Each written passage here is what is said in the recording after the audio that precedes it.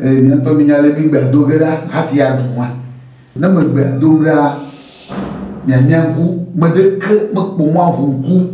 akpono vion medeke mekpomo avunku ayi ma wo bonku mekpogo na me gbedo nda wa na hwe emegbe wona hwe emegbe wona na hwe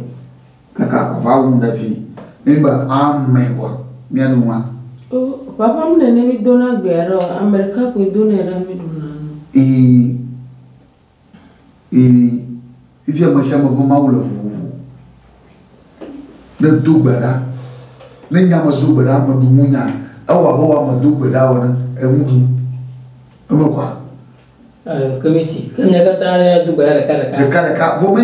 ya mashamba na dugbara wo bo nyaro na me gbadura wo no ame ko ka wa yi ko ha yi ko jaba amen ko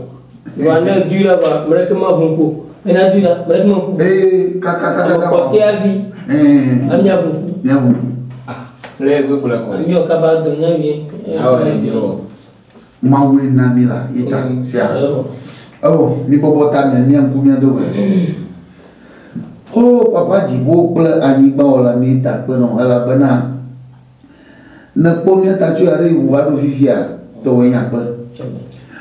nanye ba munyi na kodara dara mi ba komala na mi adui na mi adipodo eye wa odole mi ba ntilama eye vio Yesu Kristo hana kpere mi enchi ba mu idu enila wanyi mi ba luwo anyi mi ba bokole Yesu Kristo ko nkoma ima dogbara amen abo ha yi papa mama sekatato akobe ali sikuru tole gaba ko mi le conscienti ayera no kusia ina no sikuru simili amen oh fofo ma va sekatato si oti bla nyinga si wa chiafu si wa gbeo si wa revio si wa hama si wa revio wa grechi oh si wa nudu la nyigbaji aussi na nudu ni egbe nyama godo aussi wa magodo len kakadria gbe na nyinaba le na wa nyaba awo do adu le yeto ba afifiam le na me ga ponu do fiansia ba mi adu ne mi adi bodo ne amesi o ma pawora wa povia be ne nya aya wa bo ha ma na wa sebebe ne wa di bodo o ma u sekatato ne je klora come nyela wo bubu biam nyela wo kekeli biam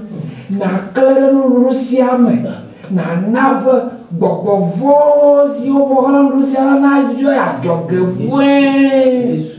na nava lao si me bio wa pi le de chiama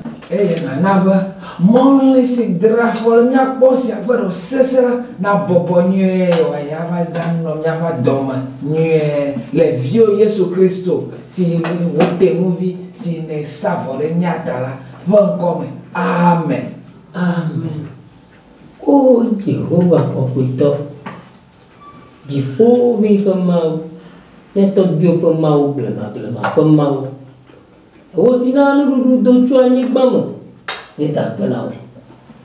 ni ga ko fude fia la dia ba fia lu plonu banya jinana da tomo ihua we nami etalani don kujiwo me biancho bobona na ko vivo Yesu Kristo Nazareth ko wika ko kavera tujia na je ko don luyama ala bana hiyo katanya dilema hiyo katanya muwa malama hiyo katanya kuna doma na malama wika na mteo la mana bojo makonsola wakatafiana male Yesu lokoma ihua ko kwito mi ko katata sino la Yesu Kristo Nazareth ko koma ihua tu ya jamiga jabana fiyo myekola fiyo jire kutokuma na mimye budu otroyala ibiabona nabana wakajire jiwu haya alabo twevyo abuchiyo amamano amashito ha oha podo adule Yesu Kristo konkoma nyukweta sina be Yesu moko mitubura amen amen Ma on se kata to di couple ani ba ola. Papa mi do le ti ni ka fo mi tun bubu no. De o do mi mi o si le chona mi na mi po mbe nyadu. No mi o do mi na mi o mi le ja po. E ka mi subo mi chonti ko no le bubu yata.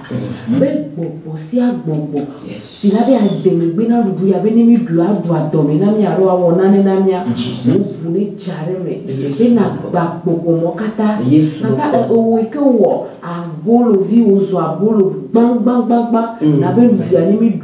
du la ni adifodo nuye be de kuku no na tu e jo abosi o ho ne po abi to yira sisi de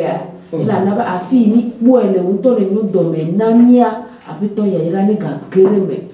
de kuku no gbogbo ko kele ne du ya be de vitio katara na be na ni mi dunu ya la nya no na me seme ino re kape subo kokoito mi de kuno to va na mi pleni du pleni ye de kuno ape nti kokoi subo no ali enami egbe aga na mi chone le make le Yesu Kristo ben come amen Amen.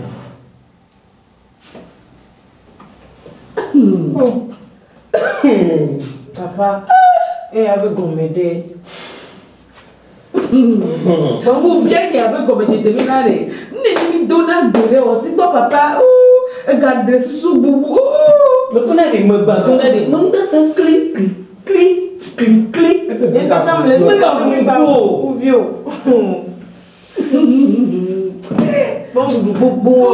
Amen. et toi Angelo bon là on ne peut pas là pour papa et famille ado ametoya Amen. bon ali tout me c'est des vidéos ni fiare ne me lire papa bi fiare ndo kwa ngro na mi na re mi maji chirema nukuri Amen. papa kwa ngro be ka adu kwa vo nyawa vo ta baba urika mungu makata bi fa gbogbo ya mi wa o la bi le domo no Baba ko ina mura o.